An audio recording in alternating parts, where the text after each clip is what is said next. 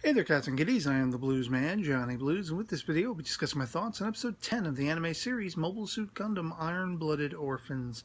And I gotta say, this episode was really heartening and surprising in calling back on the pasts of Akihiro and Atra, respectively, having this new character debuted, Meribit, whom we've already met. Olga already met in his drunken stupor in the previous episode. And it's interesting that, basically the Tewas want to bring her in for the business side of everything, sort of the counting the numbers and all that kind of stuff. But she's already gaining the attentions of all the young guys and everything. And particularly Olga, it's interesting how she almost falls into his arms at one point. And it's like, oh, so we're going to be playing along those lines, I'm not exactly sure how much older than him she's supposed to be. But I thought it was interesting, the tension there in Olga, in his fashion, saying, don't treat us like kids. We've been through a lot and we're a family and, I'm going to do what it takes to accomplish the goals that I have set before me and all this kind of stuff. But, she's one of those characters where, I feel almost as though she's implanted at this point, maybe to cast doubts as to who might be in line with the Gallahorn, crew and everything. As I put forth in my previous episode discussion video, I think it's very much Fumitan.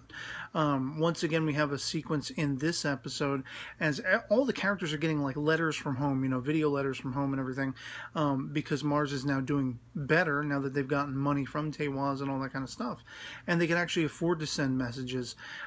You have this sequence where Cordelia gets a message from her mother.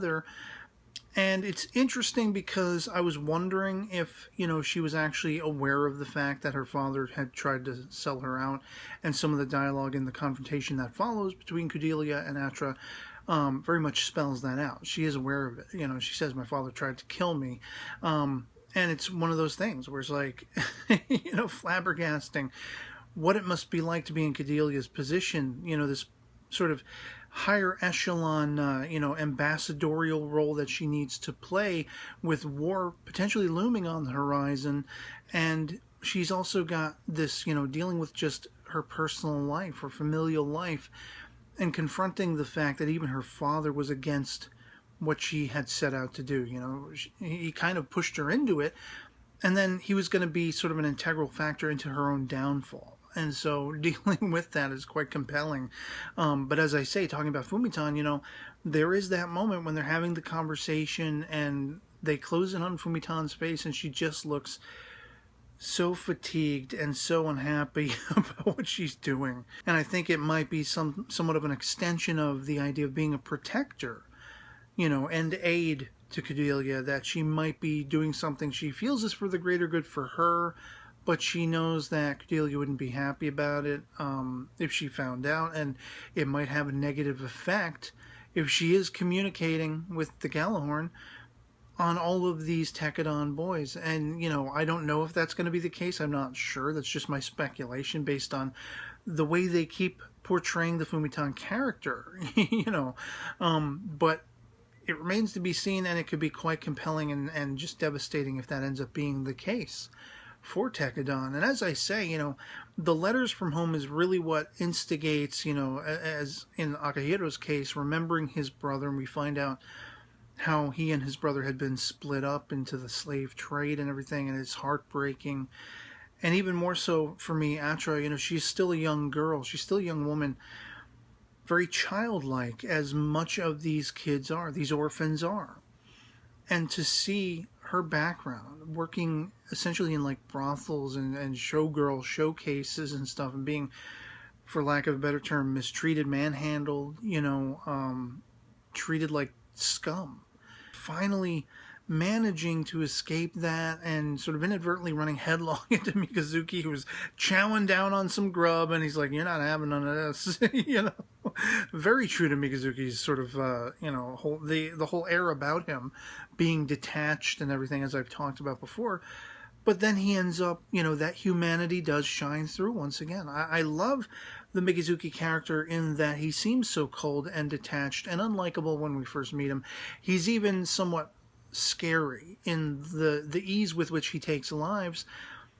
And yet do we see a very down home, down-to-earth sort of humanistic want, and his wanting a farm, and his wanting a family, and his, seeing the brotherhood of all of the Tekadon guys, looking up to Orga as almost a parental advisor, but like an older brother at the same time. And it was tugging at the heartstrings, seeing the formations and out of what strife those formations began, and the unification of these characters. And their adventures ever still are going to be rocked. They're pitched for danger.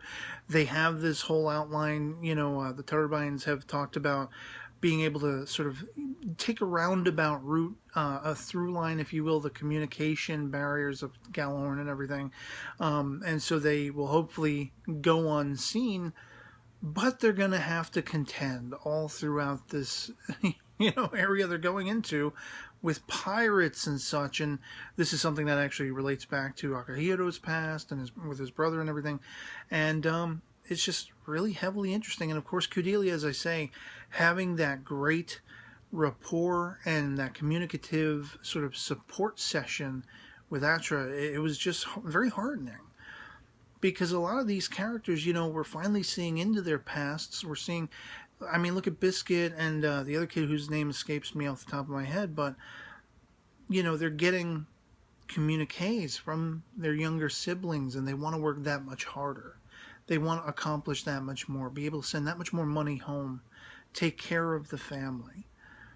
And that's, I think, like my favorite aspect about this series is this emphasis on what family is, in that we're not only talking about the blood relation, Biscuit's sisters, this other guy's sister.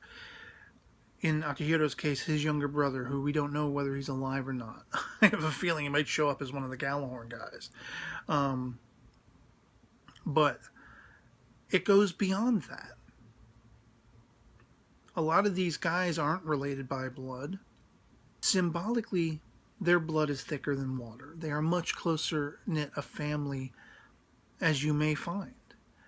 And sort of as an extension of what we have with the turbines, talking about Atra and her thinking, ooh, Atra and Cordelia, we could both be the wives of Mikazuki. It can work that way and everything. Taking inspiration from the turbines. Oh my god, I almost face palmed at that. I started cracking up, and I had to actually pause the episode because I was like, okay. I had a feeling they were going to probably, she would finally make that leap at some point. She might actually consider that.